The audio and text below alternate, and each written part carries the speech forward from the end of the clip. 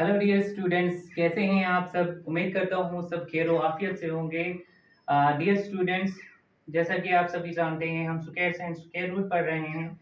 इसमें हम आज का डे डे फोर्थ है इंट्रोडक्शन का, जिसमें जो है हम कुछ कंसेप्ट और पढ़ेंगे जो हमें इस चैप्टर्स में काफी ज्यादा जरूरी है। तो आज आज का जो कंसेप्ट है जिसका नाम है पाइथागोरस ट्रिपलेट। अब पाइथागोरस ट्रिपलेट क्या होता है, पहले हम डेफिनेशन के साथ समझते हैं और फिर एग्जांपल के साथ समझते हैं।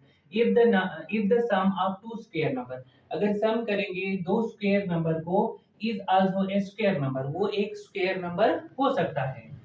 Then these numbers from the Pythagoras triplet, वो क्या बनाता है, पाइथागोरस ट्रिपलेट बनाता है। अब देख सकते हैं यहाँ पर। और चलिए अब हम एग्जांपल के साथ समझ लेते हैं। एग्जांपल, अगर हमें 3 का स्क्वायर निकालना हो वो 9 होता है। 4 का स्क्वायर निकालेंगे तो वो हमारे पास 16 होता है। अब अगर 9 प्लस 16 को करते हैं तो हमारे पास 25 आता है। And 25 is the 5 square. तो पाइथागोरस ट्रिपलेट क्या निकला हमारे पास, यानी 3 का स्क्वायर प्लस 4 का स्क्वायर जो है इज इक्वल टू किसके बराबर आया हमारे पास, 5 के स्क्वायर के बराबर। उम्मीद करता हूँ यहाँ तक ये कंसेप्ट तो आपको समझ आया होगा। अब इसको निकालते किस तरीके से, अगर कोई नंबर इन ग्रुप में से हमारे पास दिया गया होगा, मेरे पास दिया है पाइथागोरस ट्रिपलेट में से एक, इसके लिए फॉर्मूला है 2m square plus m square minus 1 plus m square plus, ध्यान देंगे सारे। अब अगर हमारे पास जो है 2 m का स्क्वायर, तो नंबर ले लेते हैं। मैं यहाँ पर 6 नंबर ले लेता हूं। 6 का स्क्वायर मल्टीप्लाई बाय 2, 1 से 2m का स्क्वायर इज इक्वल टू हमारे पास किसके बराबर आता है, 6 के बराबर ले लेते हैं। तो हमारे पास जो है m स्क्वायर जो आएगा वो आएगा 6 अपॉन 2 इक्वल्स टू 2 1 जा 2 2 3 जा 6, ये हमारे पास 6 आया। अब नेक्स्ट जो है वो है हमारे पास, अब m स्क्वायर जो है वो हमारे पास निकला 3। अब m स्क्वायर माइनस 1 किसके बराबर आएगा, m स्क्वायर जो है वो 3 का स्क्वायर माइनस 1, 3 3 जा 9, 9 माइनस 1, 9 माइनस 1 इक्वल्स टू, तो हमारे पास 8 आ जाएगा। अब इसी तरीके से 2m स्क्वायर प्लस 1 करते हैं, तो 2m square sorry m square minus plus 1, m square plus 1 जो है वो हमारे पास m स्क्वायर कितना है हमारे पास, 3 का स्क्वायर है प्लस 1, 3 3 जा 9, 9 प्लस 1 इक्वल्स टू 10। और पाइथागोरस ट्रिपलेट्स हमारे पास,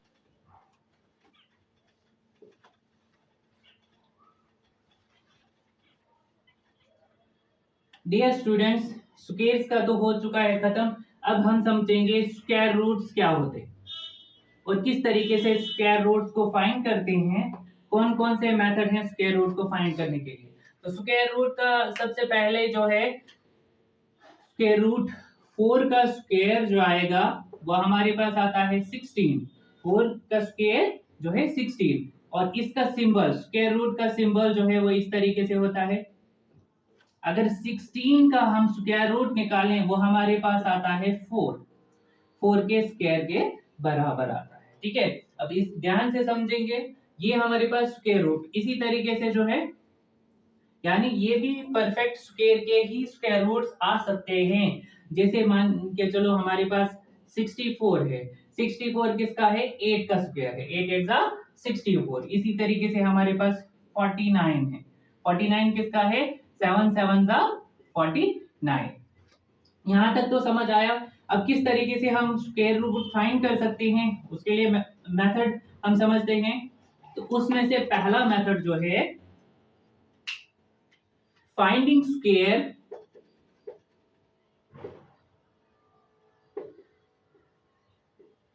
स्क्वायर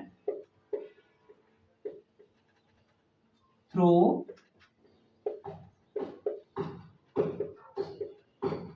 रिपीटेड सब्ट्रैक्शन।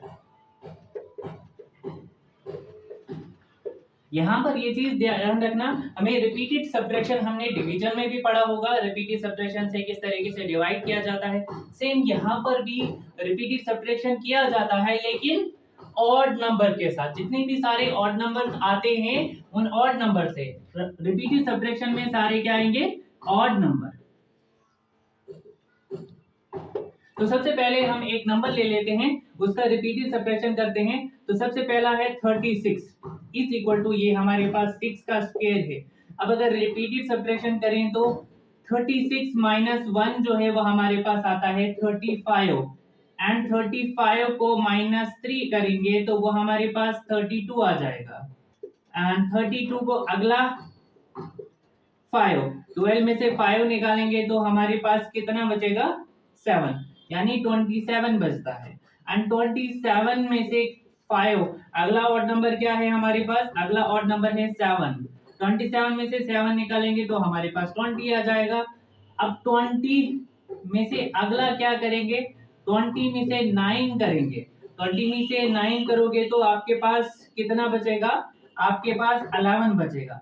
अगला 11 minus 11 equals to 11 minus 11 equal to 0। अब हमारे पास 0 आया, कितने स्टेप्स में हमने किया ये भी देखना है। 1 2 3 4 5 6, कितने स्टेप में किया हमने, 6 स्टेप्स में किया। जितने स्टेप्स में किया वो उस मतलब अगर हमने 6 से 6 स्टेप्स में किया तो इसका स्क्वायर रूट जो है वो 6 आ जाएगा। इसी तरीके से एक और नंबर से समझाता हूं, उस वजह से आपको, ताकि अच्छे से समझ आए। लेकिन हमने जो है वो परफेक्ट स्क्वायर लेने हैं रिपीटेड सब्ट्रैक्शंस में। नेक्स्ट एक और परफेक्ट स्क्वायर बताते हैं। एक और परफेक्ट स्क्वायर किसका निकालते हैं हम, 49 का। 49 इज द 7 का स्क्वायर। अगर हम ऐसा देखते हैं तो 7 का स्क्वायर जो है वो 49 है। यानी अब इसका रिपीटेड सब्ट्रैक्शंस निकालते हैं और इसका स्क्वायर रूट निकालेंगे। 49 माइनस 1 करेंगे, हमारे पास आ जाएगा 48 आएगा। अब 48 में से 3 निकालेंगे तो हमारे पास 45 आ जाएगा। अब 45 में से 5 निकालेंगे तो हमारे पास 40 आ जाएगा। अब नेक्स्ट जो है 40 में से माइनस करेंगे 7, हमारे पास 33 आ जाएगा। अब 33 में से माइनस करना है, 33 में से अगला कौन सा करना है, 9 करना है। और 30 में से 9 निकालोगे तो 4, 24 आ जाएगा। 24 में से माइनस क्या करेंगे, अगला है 11। 24 में से माइनस करेंगे 11 तो हमारे पास 4 में से 1 तो 3 आ जाएगा।